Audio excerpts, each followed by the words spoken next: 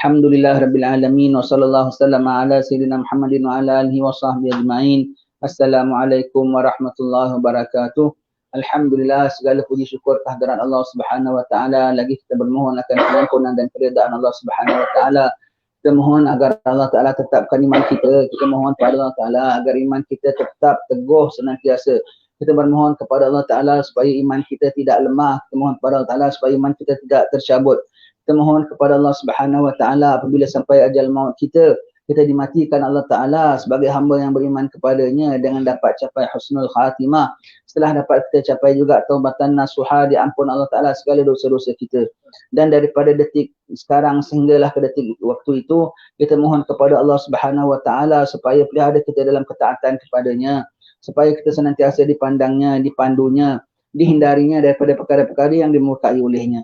Alhamdulillah, syukur pada Allah Ta'ala kita berjumpa pada pagi ini dalam baca kitab kita, Kiamat Hampir Tiba, tuan-tuan sekalian ya. Kita kena faham ya, ujian paling besar, ini kiamat ni kira apa tahu. Kita boleh bolak balikkan dia lah. Sebagaimana kiamat besar tu nama kiamat yang akan jadi huru hara besar. Mati kita juga disebut sebagai kiamat kecil, betul tak? Mati kita disebut sebagai kiamat kecil. Maka kiamat kecil tu, ketika kiamat besar, mati kita sebut kiamat kecil, dan kiamat besar tu kita boleh sebut sebagai mati besar. Mati kita sebut sebagai kiamat kecil. Kiamat besar tu kita juga boleh sebut sebagai mati besar. Mati besar. Kenapa? Apabila semua orang yang nak meninggal dunia, tidak ada lain kecuali syaitan akan berusaha untuk biar dia mati dalam keadaan kafir. Betul? Akan datang syaitan bertubi-tubi, bergelombang-gelombang, goda ketika sakaratul maut biar dia mati kafir. Akan terpedayalah orang itu pada akhir hayatnya. Akan dia nampaklah segala maksiat-maksiat yang pernah dilakukannya itu sebagai manis dan indah, dia ulang main balik semula sehingga diceburkan diri dalam maksiat itu dalam keadaan dia sakaratul maut, dia tak sedar dia sedang nak mati. Begitu itu ketika mati besar kiamat pun begitu juga. Syaitan akan dengan segala usahanya, daya upayanya nak kafirkan semua orang secara total. Kalau mati kecil sendiri, individu nak dikafirkan dia. Tetapi kalau kiamat besar ni, tak seluruhnya nak dikafirkan dia. Kalau mati kecil kita, apa kita experience? Kita experience sakit, tak kuat, tak tentu makan, tak tentu tidur, tak tentu kepala. At the same time, godaan datang nak godaan datang nak supaya tercabut iman kita. At the same time, kita menunggu kedatangan malaikat untuk cabut kita dengan sakitnya. Allah, begitu orang hadap kiamat besar. Tak tentu arah, cuaca tak betul, sekejap panas, sekejap sejuk, sekejap kemarau, sekejap banjir, sekejap itu begini. Dan at the same time, syaitan dah mula nak goda kita. Dan syaitan yang paling besar sekali diutus oleh Allah Ta'ala, dikeluarkan oleh Allah Ta'ala, syaitan jenis makhluk zahir. Yang setakat ini kita nampak syaitan dari sudut makhluk batin ya, makhluk apa yang kita tak nampak, makhluk gaib. Akan nampak syaitan dalam makhluk zahir, iaitu apa? Dajjal. Itulah dia. Sebagaimana orang dalam kiamat kecil akan nampak syaitan dalam bentuk dia betul-betul depan mata dia, maka ini kerana kiamat total, maka semua orang akan dinampakkan oleh Allah Ta'ala syaitan berbentuk zahir, iaitu itulah Dajjal. Semuanya nak dikufurkannya. Dajjal ini siapa sentuh dia saja macam button ya. Siapa ada got to do anything with him saja jadi kafir. Na'udzubillah. Tengok dia saja boleh gugur imannya. Na'udzubillah. Terpesona dengan dia saja boleh jadi imannya, walau iman, walau mukmin, walau kuat sekalipun boleh bertukar. Namun kerana dia tu adalah jadi button bagi kufur, batin berjadi orang menjadi kufur. Kalau kau touch itu button saja, kalau kau mukmin kuat macam mana pun boleh tertukar iman kau. Begitulah juga kalau kau tak touch itu button, walau kau kafir sekalipun boleh jadi mukmin. Orang iman kuat sekalipun, ustaz sekalipun, tetapi kalau keduniaan, kalau terpengaruh dengan dia, pengaruh fitnah dia, pengaruh dengan ajakan dia, pengaruh dengan pedayaan dia, akan selambat laun, akan ikut, bukan lambat laun, cepat sekejap terbalik terus imannya. Immediately terbalik imannya. Na'udzubillah min dzalik. Orang kafir sekalipun. Ada orang-orang kafir yang tak akan terpengaruh dengan Dajjal. Walau dia kafir sama kafir sekalipun. Tapi dia tak terpengaruh dengan Dajjal, siapa tu? Orang-orang Nasrani. Orang Nasrani kan dia masuk Islam nanti. Zaman Nabi Isa. Dia masuk Islam bermakna dia tak perang dengan Islam. Bermakna ketika Dajjal kacau, Dajjal bunuh orang-orang Islam, Dajjal buat huru-hara, Dajjal, mereka tidak turut serta. Sebab kalau mereka turut serta, mereka akan ditindak oleh Nabi Isa. Kalau mereka turut serta, mereka akan ditindak oleh Sayyidina Imam Mahdi. Betul tak? Mereka tidak turut serta, maka mereka tak tindak. Dan kerana mereka tidak terpengaruh dengan Dajjal, mereka dapat clear vision, mereka dapat tahu ini betul tak betul, mereka masuk Islam. Mereka taat kepada Nabi Isa AS. Kalau tak obey Dajjal. Kalau tidak taat kepada Dajjal, bermakna ada golongan, walaupun orang-orang kufar sekalipun, ada golongan yang berkecuali. Dia tidak involve dengan Dajjal, dia tidak support Dajjal. Kau nak bikin apa terhadap orang-orang mukmin, itu kau punya pasal, kami tak campur. Kerana tak campur dengan Dajjal, kerana tak turuti Dajjal, ya, Allah berikan mereka iman sehingga masuk Islam. Kafir tu, orang-orang Nasrani. Tetapi pasal dia tidak involve dengan Dajjal, dapat mukmin. Orang mukmin involve dengan Dajjal, jadi kafir. Na'udzubillah min dzalik, ya. Kalau orang-orang kafir, orang Nasrani sekalipun, dia tidak terikut Dajjal, bermakna Dajjal ni, ya, kita kena tolak dia pakai apa segala daya upaya kita. Orang kafir dia tak ada iman tau, tapi dia tolak Dajjal pakai akal. Bermakna orang-orang Nasrani ni dia tolak Dajjal, dia tidak agree dengan Dajjal, dia tidak pengaruh dengan Dajjal, dia tak mau jadi lembu cucuk hidung dengan Dajjal, dia tak mau tunduk dengan Dajjal, dia hanya pakai akal, dia tak ada iman, dia tak ada ukur ini kafir, ini gitu. Dia ukur dia iman, ukur dia logik. No, we do not want to follow. No, we don't want to follow. No, this is not good. No, this is nonsense. No, dia dengan akal saja, kalau dia gunakan akal saja pun boleh selamat daripada Dajjal. Tetapi sayang orang mukmin setengahnya ada iman tapi tak nak pakai iman sekalipun.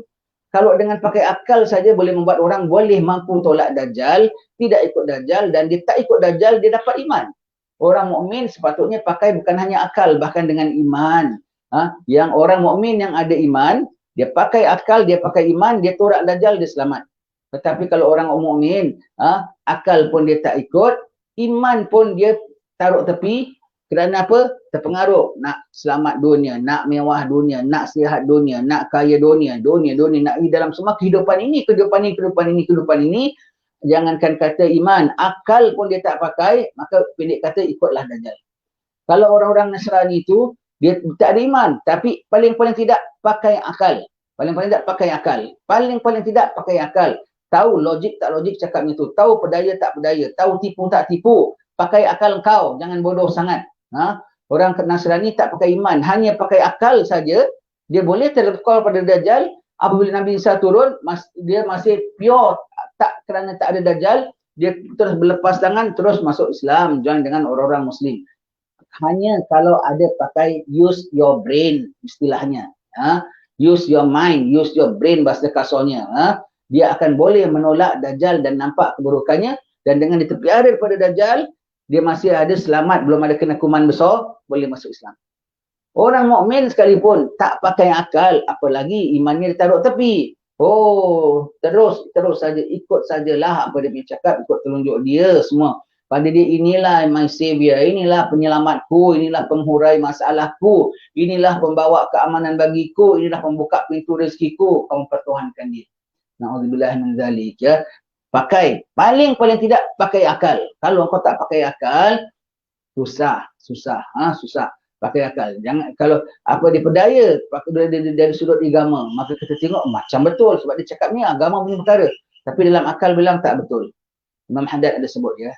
Demi akal, nafsu kau taruh tepi. Demi hukum, akal kau taruh tepi. Kalau dah hukum mengata begini, nafsu nak, akal bilang tak boleh, nafsu kena tunduk. Akal fikir-fikir, akal bilang bagus, boleh, benda ni boleh, elok. Tapi hukum bilang tak boleh, akal taruh tepi. Jangan akal taruh tepi, hukum agama Allah pun taruh tepi, nafsu kau dahulukan. Kalau kerana nak dunia, nak mewah, nak selamat, itu semua kerana apa? Nafsu. Kalau kerana nafsu, pendek kata, kau kelirulah, sangat-sangat keliru. Sambung baca kitab kita sampai muka surat 50. Berlindung dengan Allah Ta'ala, janganlah sampai jadi bodoh. Berlindung sama Allah Ta'ala, janganlah sampai tak pakai akal pun. Berlindung dengan Allah Ta'ala supaya janganlah sampai segala kita jadi lembu cucuk hidung kepada Dajjal. That's why must aware all the time. Kena alert all the time. Ini boleh tak boleh, okey tak okey. Cari jalan keluar. Don't ever say that, apa nak buat, macam mana kita dah terpaksa ikut, macam mana. Pasti ada jalan keluarnya. Tidak semua kena ikut dia. Pasti ada jalan keluarnya. Kau tak minta tolong sama Allah, Allah Ta'ala tak tunjukkan jalan keluarnya. Sampai muka surat 50 ya. Di manakah ia akan muncul? Dajjal ya, panjang umur dia, baru sebut dah cerita sampai dia pulanya. Memang tajuk dia. Ulama telah sepakat mengatakan bahawa Dajjal akan muncul dari arah timur. Ada yang mengatakan dari Khurasan dan ada yang mengatakan dari Asfahan. Dan ada yang mengatakan pula riwayat yang menyebutkan dari satu tempat antara Iraq dan Suriah. Ya, dia akan keluar daripada situ ya. Dia akan keluar. Walau bagaimanapun riwayat-riwayat ini tidak bertentangan kerana boleh jadi pada mulanya ia keluar di Khurasan kemudian lalu mendapat sokongan daripada Yahudi Asfahan yang berjumlah 70,000 orang itu, kemudian cabarannya terhadap kaum muslimin bermula ketika berada di antara Iraq dan Syria. Dan ada juga riwayat yang mengatakan bahawa Dajjal ini pada masa mula muncul di masyarakat kelihatannya seperti seorang yang kuat beriman kepada Allah Ta'ala. Ya, sampai orang ingatkan dia orang yang beriman betul, orang yang bawa kepada kebenaran. Ya, segala sudut semuanya nampak dia okey. Orang mukmin pun nampaknya kau hati-hati ya. Kan banyak kita dengar orang cakap, I went to Japan, I see Islam in Japan. Itu bukan Islam lah. Itu orang kafir. Hanya setakat dia jaga bersih pun tak bersih. Kalau tak ada taharah tak bersih. Hanya kerana dia cuci, dia kesat, semua dia kesat, dia punya toilet, dia punya apa semua tu, dia cuci tu, dia juga itu je dah Islam ke? Tak ada sembahyang, tak ada mandi, tak ada apa, sembelih haiwan, tak ada sembelih, tak ada apa, semua tu Islam aja ke? Kau nampak bersih saja, I see Islam in Japan. Kafir kayak gitu kau nampak Islam, kafir ya kafir, walau macam mana bersih sekalipun kau pandang dia kafir. Nanti kau nampak Dajjal, dia said he's non-Muslim, I have doubt, sebab dia tak akan mengaku dia kafir. Dia tak nak mengaku dia kafir. Dia pura-pura sampai orang ingatkan cakap ni semua pakai terbalik. Sebut nama Allah, dia buat gini, sebut sebagai ibadat, sebut siapa itu. Dia tak ada itu. Tapi Muhammad dia tak nak sebut. Allahu Akbar dia tak nak sebut. Kau kena pandai pick up certain words yang dia tak boleh sebut. La ilaha illallah dia tak nak sebut. Tapi dia tunjukkan ajaran-ajaran semua. Pokok Islam dia tak nak sebut. Tapi yang samar-samar macam Islam dia zahirkan. Jadi orang nampak dia macam Islam. I doubt if people say that he's a kufar. He's so Islamic. Kan banyak kita sekarang tengok kan. Orang kafir bikin apa pun pada kita. It's good. It's very according to Islam. This is what our religion teach. Tak suruh sembah Allah Ta'ala, it's not religion. Tak suruh taat pada Muhammad, it's not religion. Nanti orang tengok, kan banyak orang cakap kan, saya pergi negeri Jepun, saya nampak Islam di Jepun. Islam berapa? Kalau istinja pun tidak, kau dia katakan mandi dah sebesar, istinja pun tidak, kau bilang I see Islam in Jepun. Kan tak betul tu namanya. Nampak dunia cari pakai kerja pagi sampai malam tu kau bilang Islam tu namanya. Allah, aku semangat. Nanti Dajjal keluar will be something like that. Kalau orang bilang dia kafir lah dia Yahudi. Tapi nampak very Islamic, very Islamic. Bahkan kalau ikut dia boleh taat pada Allah yang dibawa tu semua. Allah very accordingly. Astagfirullahalazim, kau tak nampak pokok tauhid tu di mana? Kau tak nampak pokok mahabbah cinta pada Rasulullah tu di mana? Tak ada key wordnya tu yang tak ada yang dalam pada dia. Kau tak nampak the important thing to make him a Muslim. Kau tak nampak the big thing that showing that he's a kafir. Kau tak nampak. Kau hanya nampak kepura-puraannya dan kau bilang inilah Islam. Inilah Islam. Bodoh. Kabur matamu. Ya. Na'udzubillah, berlindung sama Allah Ta'ala. Jangan jadi bodoh. Berlindung sama Allah Ta'ala. Ya. Itu orang-orang putih yang ada dia sombong. Dia tak nak ikut Dajjal.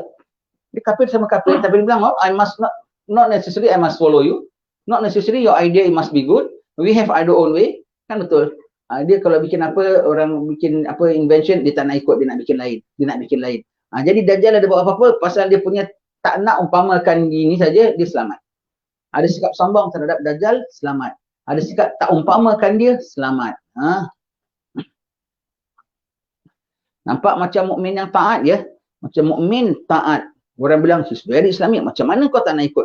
Inilah ajaran. Kau pun cari ayat Quran. Bertepatan perbuatan dia dengan ayat sekian. Allah, ayat Quran kau pakai untuk selimutkan Dajjal. So, bagaimana Nabi kita sebut? Ini sifat dia ni. Allah, Nabi punya cakap untuk orang mukmin yang iman pada Allah. Kau pakaikan pada Dajjal. Allah. Kau pakaikan pada Dajjal. Berlindung sama Allah Ta'ala. Janganlah sampai jadi bodoh. Ya. Lalu ia mempunyai banyak pengikut dan pendukung. Setelah ia merasa kuat dan peminatnya bertambah banyak, ia mula mengaku sebagai Nabi.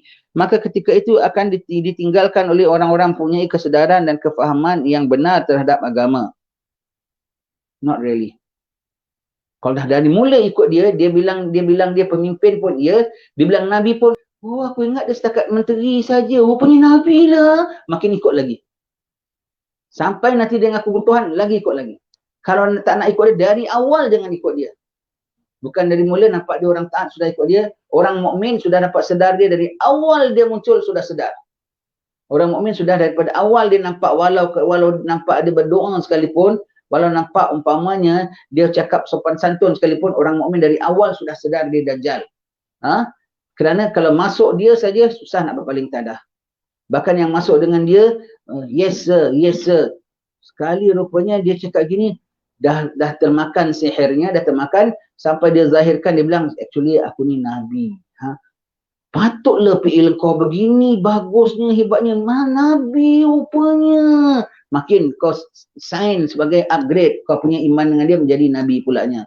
Kemudian sebetulnya, actually I'm just hiding myself. Na'udzubillah. Actually I'm your God.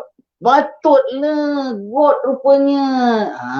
Bukan makin, God, I don't want to follow. I worship only Allah. Tak, makin kau mengiyakan. Makin kau bilang Nabi, no, our Nabi is Prophet Muhammad, the last Prophet Rasulullah Sallallahu Alaihi Wasallam. Bukan, kau tak ada mana kau nak Nabi. Awal mula kau dah ikut dia, kau akan terikat terus. Sampai apabila dia ngaku Nabi pun kau say yes, dia ngaku Tuhan pun kau say yes. Tak ada mana. Bila ngaku Nabi saja, orang keluar, tarik diri. Orang mukmin dari awal sudah bilang, dia tak betul. Dari awal kasih gula-gula ke, dia kasih apa ke, dari awal orang-orang mukmin sudah tidak suka dan tidak mau. Dari awal, dari dia belum zahir, orang dah tolak ideologi dia, orang-orang mukmin. Dari dia belum zahir, orang-orang mukmin dah tolak ideologi dia, apalagi dia sudah zahir. Dan nyata-nyata tahu bahawasanya dia Dajjal, na'udzubillah, ya Allah. Allahumma arinal haqqa haqqa warzuqna tibah, wa arinal batila batila warzuqna shinabah.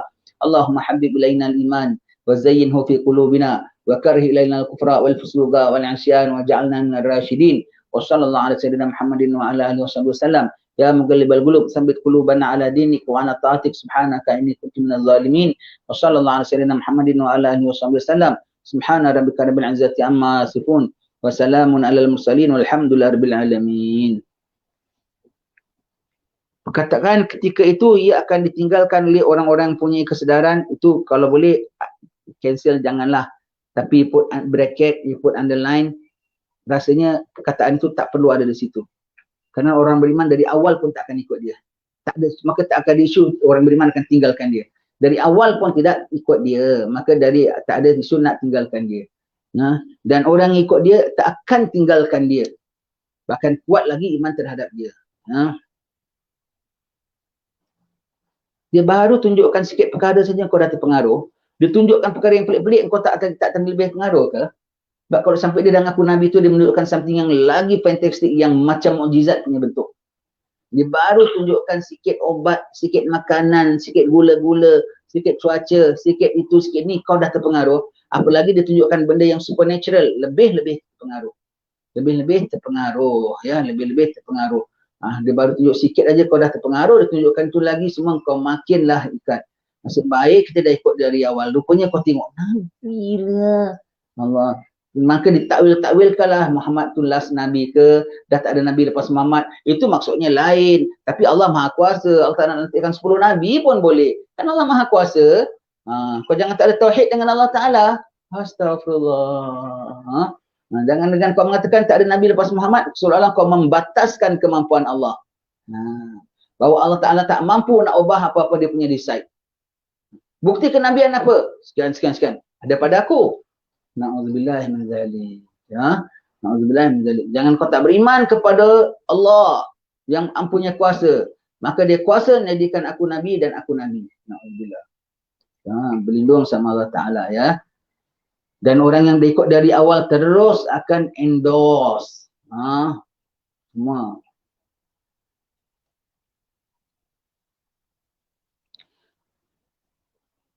Kemudian setelah berlalu beberapa waktu, ia mengakui sebagai Tuhan.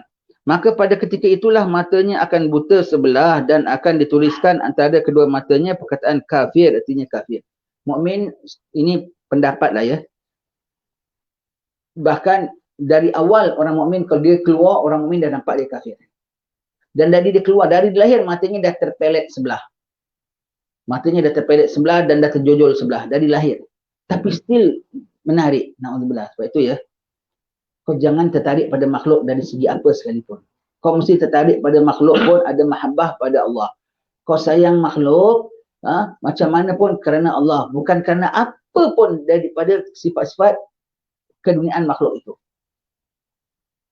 Kau cinta makhluk kerana dia pintar, tanpa kau pandang Allah, Dajjal paling pintar.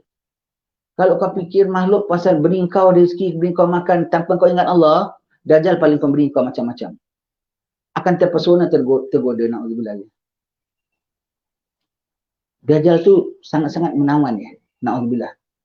Bagi orang yang kalau tengok orang dia menawan dengan fizikalnya, dengan perawakan rupanya, Dajjal yang kayak gitu punya hodoh pun pada dia lawa.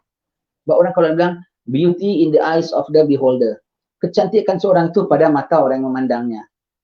Sampai orang bilang kalau kau dah berkenan, lembu pakai gaun pun kau bilang cantik. Betul ya. Jadi Dajjal keluar tu sebagai menawan. Kalau orang yang terpikat orang kerana fizikalnya, kerana handsome-nya ya, Dajjal tu ada tarikan yang seumpama itu. Kalau orang perempuan tengok dia semua tu gila-gila. Maka kalau orang akhir zaman ni banyak orang suka maksiat ya. Tengok orang yang tough, macho suka. Bukan perempuan saja ya, laki-laki pun ya. Na'udzubillah, sebab tu akhir zaman banyak laki-laki yang tergoda pada laki-laki ya. Tengok Dajjal pun orang-orang gini pun akan tergoda juga. Semua pendek kata benda yang bukan-bukan yang menarik, semua tu ada pada dia. Benda apa semua tu? Physical ada, intelligent ada. Semua tapi palsu belaka. Dan pokoknya maintain dia musuh Allah. Habis cerita. Baik kau jaga hati kau dari sekarang. Segala yang tak disukai oleh Allah, kau jangan suka. Jadi kau nampak pada Dajjal benda yang tak disukai oleh Allah. Kau tak nampak, jangan hanya benda yang kau suka, kau terkam. Nanti kau tak nampak bentuk salah ataupun betul. Benda kau suka macam mana pun tetapi tidak diperkenan oleh Allah Ta'ala, kau wajib tak suka, kau wajib tak suka. Maka Dajjal akan bawa dengan benda-benda yang sangat mempersonakan pun kau boleh tolak. Itu ya.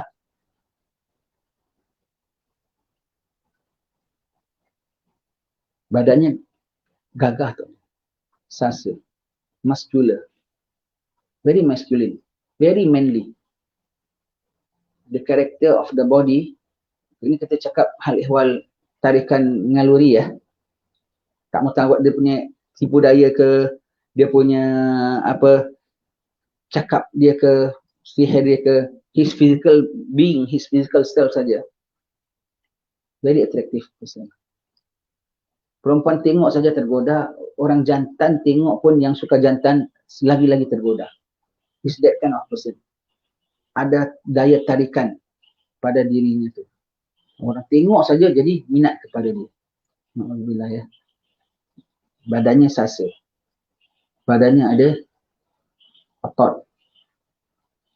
Kiranya wajahnya tu, kalau tak pandang matanya, kau tutupkan kacamata aja, dia nampak dia handsome dah. Buka kacamata baru matanya, sebelah mondol, sebelah pelet. Begitu ya. Pakai kacamata hitam aja, kau dah nampak dia handsome orang lah. Tergoda-goda. Maka kau tengok loh, matanya kau gini, pedulilah, pokoknya dia handsome. Banyak poin-poin pada tubuh badan dia, pada perawakan dia, pada pipi dia, pada jaw dia, pada apa yang kau bilang, matanya pun aku tak pandang lah. Itu setakat 2 biji aja. Lainnya semua tu dah boleh kira very good looking. Alhamdulillah ya. Dia pun menggoda dia sampai bentuk fizikal dia pun menggoda orang. Dan Allah Ta'ala cacatkan matanya kayak gitu pun orang suka juga. Sukalah dengan jantan. Nanti Dajjal pun kau minat. Na'udzubillah min dzalik. Berlindung sama Allah Ta'ala. Tak ada lah ya, kat sini tak ada ya.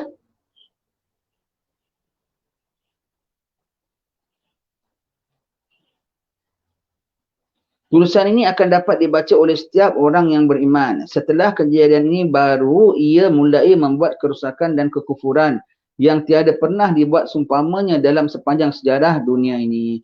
Ketika itu baru dia paksa orang untuk jadi kafir. Sebelum ini dia pengaruh orang untuk jadi kafir. Dan kerusakan yang dibuat bukan hanya pada zaman ini. Zaman sebelum dia muncul pun dia punya kuncu-kuncu dah bawa kerusakan. Kuncu-kuncu dah bawa kesesatan. Kuncu-kuncu dia dah bawa kepada kekafiran dan kemurtadan dan kekeliruan. Dia keluar, baru pertama dia pengaruh, kemudian lepas itu dia terus paksa. Tapi tetap sampai dia paksa punya paksa pun, orang akan pandang paksa pada kebaikan. Orang yang support dia akan pandang, bodoh orang ini nak kasih kebaikan kok tak nak. Bodoh orang ini nak kasih keimanan betul-betul kok tak nak. Tahan dia kok cakap kiai yang tak ada ilmu ni. Allah, sampai begitu ya. Allah. Ada segala-galanya ada pada Dajjal. Alhamdulillah. Kalau cari pendakwah jangan tengok yang tak ada karisma, ada gaya, ada apa semua. Ada iman, ada takwa atau tidak. Ada iman, ada takwa ataupun ada tidak. Ya. Dan kena mau terima pendakwah yang kadang-kadang cakapnya pedas dan tajam. Sebab Dajjal cakapnya tak pedas dan tajam. Pasal dia nak nyesatkan orang, nak gula-gulakan orang. Kalau bilang, alah kiai ni cakapnya pedas dan tajam, itu diperlukan. Itu bukan ciri-ciri Dajjal. Sebab dia nak persona saja. Cakapnya semua tu baik saja. Berapa lamakah ia akan hidup setelah kemunculannya? 40 hari sahaja. 40 hari. Hari pertama di stretch oleh Allah Ta'ala, kita akan baca dalam kitab Sabilal Muhtadin, kita ada sebut.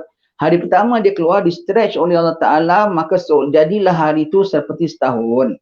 Ketika tu ulama macam-macam punya takwil. Apa maksud hari setahun? Kau rasa macam panjang hari itu. Kan kadang-kadang kita gitu kan. Khususnya kalau puasa. Khususnya kalau hari panas. Dah lapar, dah letih, tengok jam baru pukul 11 pagi. Umpamanya. Dah tidur sekali bangun tengok baru 2:30. Alamak. Umpamanya kan. Rasa macam so draggy. Begitu ya. Begitu. Lagi kalau kita menunggu apa-apa semua. Begitu. Kadang kalau kita seronok rasa cepat. Dajjal sama ada orang rasa panjang ataupun memang physically panjang.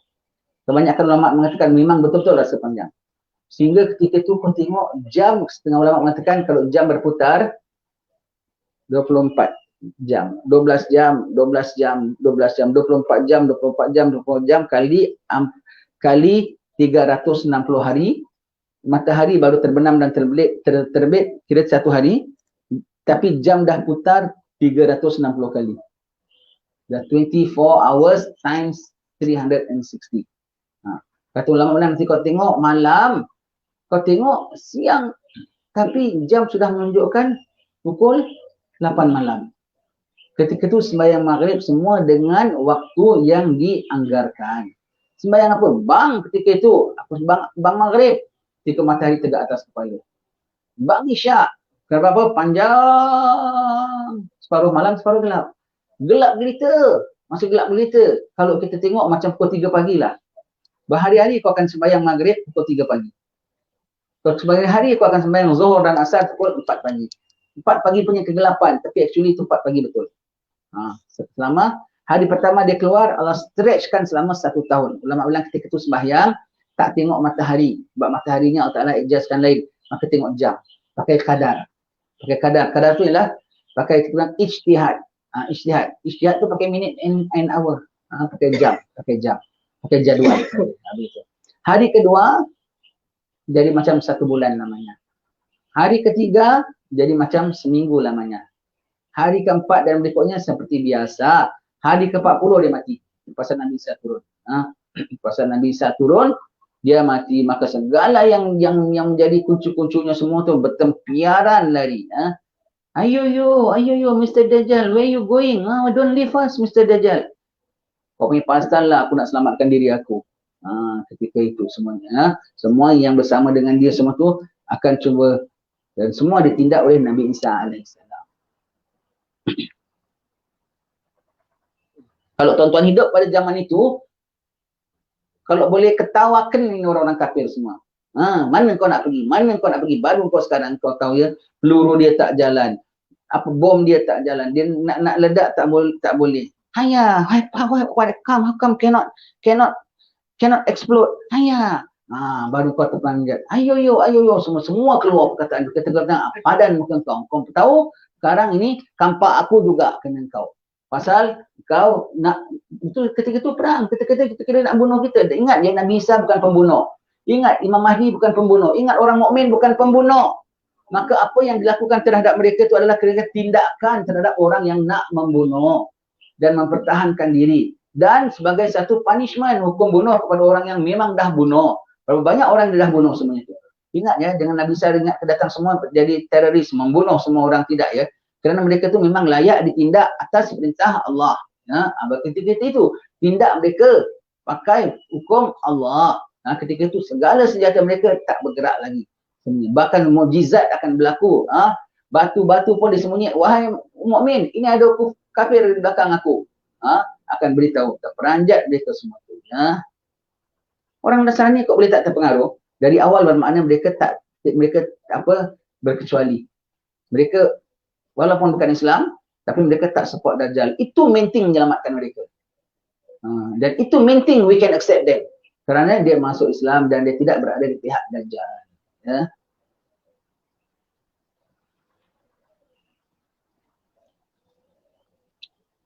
Dajjal akan hidup setelah ia memulakan tentangannya kepada umat ini selama 40 hari saja. Namun begitu, hari pertamanya adalah sama dengan setahun, dan hari keduanya sama dengan sebulan, dan hari ketiganya sama dengan 1 minggu, dan hari-hari yang baki lagi sama seperti hari-hari biasa. Ya, Dajjal ya. Namun itulah 40 hari itu daripada zaman Nabi Adam AS sampai akhir zaman, itulah paling dahsyat punya ujian terhadap umat manusia. Ya. Zaman Ya'juj wa Ma'juj nanti pun tak macam zaman Dajjal. Zaman Hitler pun tak macam zaman Dajjal. World War I, World War II, Raja Namrud, Ashabul Ukhdud, Fir'aun pun tak macam Dajjal. Dajjal ni kiranya combination of Fir'aun plus Namrud plus Hitler plus Ashabul Ukhdud plus macam-macam lah segala kafir semua tu. Pokoknya dia mastermind-nya. Ya, dia mastermind-nya itu semua ya. Dalam hadis Muslim ada disebutkan, "Qulna ya Rasulullah wa ma labathuhu fil ard qala arba'una yawman. Yawmun kasanah wa yawmun kasyahr wa yawmun kajumu'atin wa sa'iru ayyamihi ka ayyamikum." Qulna ya Rasulullah fadzalikal yawmul ladzi kasanah at-takfina fihi salatu yaumin qala la uqduru lahu gadrah. Ini yang ulama bilang ya, sembahyang ikut kadar. Cukupkah sembahyang 5 waktu? Tak. Pakai kadar. Sembahyang setahun terang. Sembahyang zuhur, asar, maghrib, isyak, subuh. Zuhur, asar, maghrib, isyak, subuh. Masih terang. Dalam satu hari kau dapat 360 subuh, 360 zuhur, 360 asar, maghrib, isyak. Semua tu dalam 306 dalam satu hari yang panjang itu, tapi sebetulnya ada 360 hari. Begitu ya. Kami bertanya, wahai Rasulullah, berapa lamakah ia akan tinggal di muka bumi ini? Nabi SAW menjawab, ia akan tinggal selama 40 hari.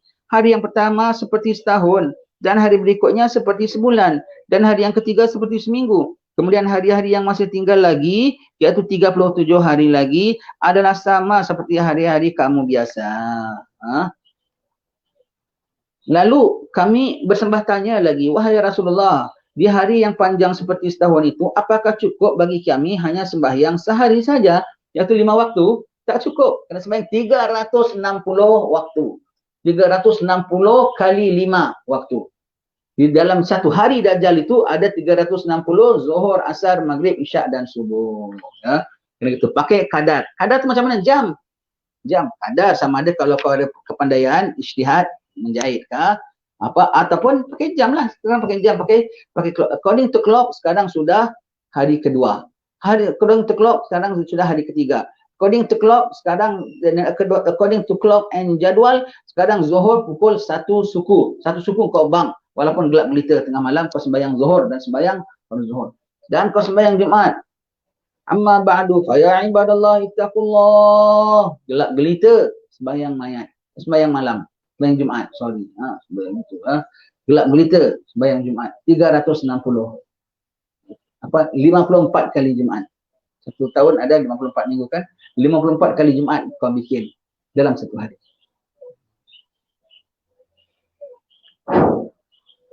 Maksud sabdaan Nabi menjawab, tidak cukup kamu mesti menghitung hari itu dan menentukan kadar yang bersesuaian bagi setiap sembahyang. Pakai gauge, yang ni kadar lah, gauge the time. Sudah kita bilang ijtihad, sama ada pakai jam dan jadual. Simpan jadual betul-betul.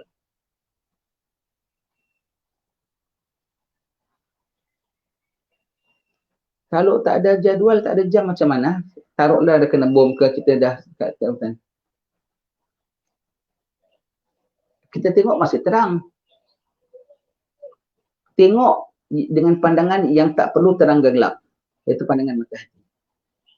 Pandangan mata hati akan tahu ini dah maghrib ke, dah subuh ke, dah asar ke, dah begitu. Mata kasar akan pandang ini terang. Mata hati akan tahu ini sudah maghrib. Mata kasar akan pandang ini gelap. Mata hati akan tahu bahawa ini sudah zuhur. Pandang dengan pandangan mata hati. Ya Allah, dah zuhur ke belum ni? Ya Allah, dah zuhur ke belum ni? Ya Allah. Kita terperangkap. Kita tak boleh nak bikin apa. Kita dalam sembunyi, dalam satu tempat. Tapi kita tengok kok terang selama-lamanya. Terang sepanjang-panjangnya. Ya. Jadi senang cerita, dia punya keluar satu tahun, zahir kiranya 40 hari. Tapi sebetulnya kalau ikut by time, ialah 1 tahun, 1 bulan, 1 minggu, 37 hari. Itu dia punya tu. Dia punya stretch of time. Countable time, just 40 days. Tetapi the stretch of time sama sekali lah 1 tahun, 1 bulan, 1 minggu, 37 hari. Ya. Maka dia boleh berleluasa, dia boleh sempat 1 tahun macam-macam dia boleh pergi. Boleh pergi parit raja, boleh pergi ke apa tu namanya? Bangi, boleh pergi ke Temerloh, boleh pergi ke macam-macam tempat dia boleh pergi. Singapura, Hadramaut, pergi, tapi dia reject him. Maksud sabdaan Rasulullah sallallahu alaihi wasallam ini ialah kita harus menghitung jam yang berlaku pada hari itu, bukan mengikut perjalanan matahari seperti biasanya kita lakukan. Jadi kalau misalnya sudah berlalu 7 jam setelah sembahyang subuh pada hari itu, maka masuklah waktu sembahyang zuhur dan wajib kita mengerjakan sembahyang fardu zuhur. Dan apabila berlaku setelah sembahyang zuhur itu 3 jam misalnya, maka masuklah waktu asar. Maka wajib kita sembahyang asar. Begitulah seterusnya sembahyang maghrib, isyak dan subuh dan seterusnya sehingga habis hari yang panjang itu. Sama panjang dengan masa 1 tahun. Dan hitungan sembahyang pun pada hari itu sama banyaknya dengan hitungan sembahyang 1 tahun. 360 kali 5. Tak cukup 5 waktu saja. Nanti ada yang sembahyang cuma 5 waktu saja dalam 1 tahun tu. Matahari belum terbenam. Matahari belum terbenam. Macam mana sembahyang maghrib? Kau ni. Pasal dia tak jangkakan itu Dajjal. Yang agak-agaknya tak jangkakan itu Dajjal akan sembahyang sampai 360 hari ke? Akan sembahyang maghrib siang hari ke? Ini ajaran sesat dia bilang lagi. Kau tengok matahari belum terbenam, apa pula sembahyang maghrib? Orang ni semua ajaran sesat. Banyak sekarang sesat nanti dia bilang begitu. Begitu. Pasal tak kenal Dajjal, maka dia yang kenal Dajjal akan tahu ni Dajjal sudah keluar sebab tu harinya panjang. Harinya panjang. Yang tak kenal Dajjal maka tak ingat di Dajjal langsung pun. Maka rasa ni ni fenomena alam. Ini cukup 5 waktu dalam 1 tahun. Tak sembahyang. Makin lemah imannya tak sembahyang dalam setahun. Kecuali 5 waktu saja dia sembahyang. Maka daripada hari bakinya tu dia kira orang tak sembahyang. Lemah imannya makinlah dia kuat ditarik oleh Dajjal. Hati-hati ya.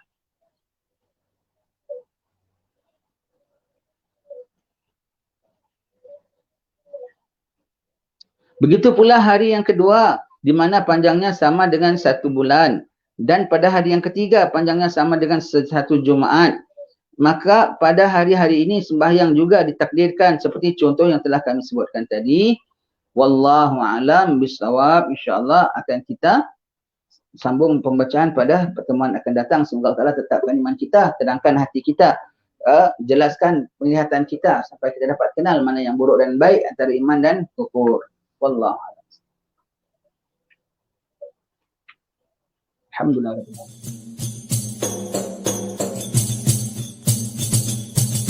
من أنا من أنا من أنا لولاكم كيفما حبكم كيفما أهواكم